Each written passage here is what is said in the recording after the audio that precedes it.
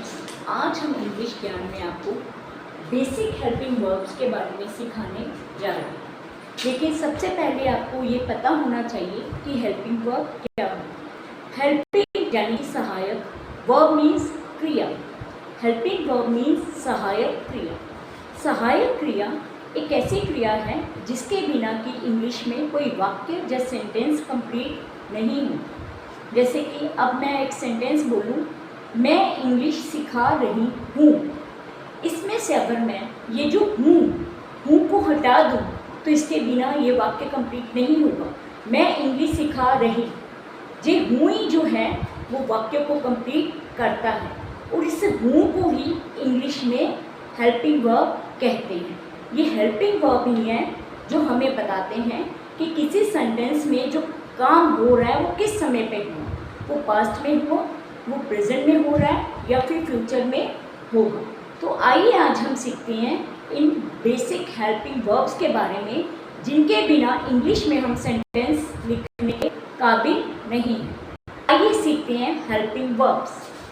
सबसे पहले इज मतलब है, एम, हूँ, आर, हैं।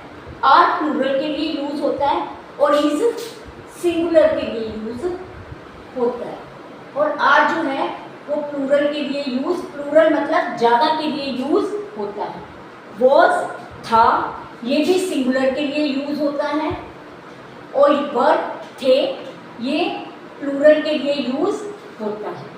हैज़ पास है, मेरे पास कोई चीज़ है तो उसके लिए हम लगाएंगे हैज़। लेकिन ये जो हैज़ है वो किस किस के लिए यूज होता है? ही, शी, इट या फिर सिंगुलर। सिंगुलर मतलब एक वचन। अगर हमारे पास कोई एक चीज़ है तो उसके लिए यूज करेंगे हैज़। इसी तरह है पास है, मेरे पास कई चीज़ें हैं।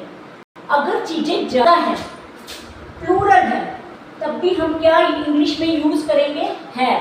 और प्रोनाउन आई, वी, यू, दे, इनके साथ भी हमने क्या लगाना है? Helping verb have. और प्रेजेंट में पास है, सिंगुलर है तो हैज, प्रेजेंट में पास है, ज़्यादा चीज़ें हैं, प्लूरल है तो हैव। और पास्ट में कोई चीज़ थी, मेरे पास थी, मेरे पास एक घड़ी थी, पास्ट में हैड के लिए हैड यूज करते हैं। डू मतलब करना, डज मतलब करना, ये दोनों भी प्रेजेंट में यूज होते हैं, करना। और डिड मीन्स किया, मतलब पास्ट में किया। मैंने पाठ सिखाया, पास्ट में किया तो इंग्लिश में इसे कहते हैं डिड। डिड जो यूज होता है, किसमें यूज होता है? पास्ट में।